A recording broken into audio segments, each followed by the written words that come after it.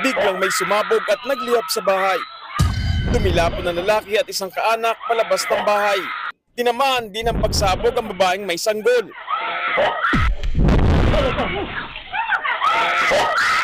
Nagsigawan ang mga nasabugan sa loob ng bahay, pati mga kapitbahay na agad sumaklolo.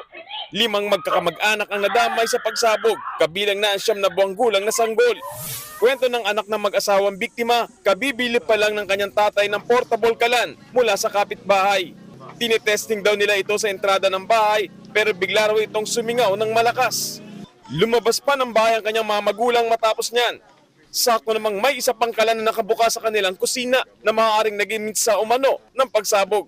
Bilis po yung pangyayari. May narinig po akong sumingaw. Malakas po yung singaw niya. Lumabas po ako.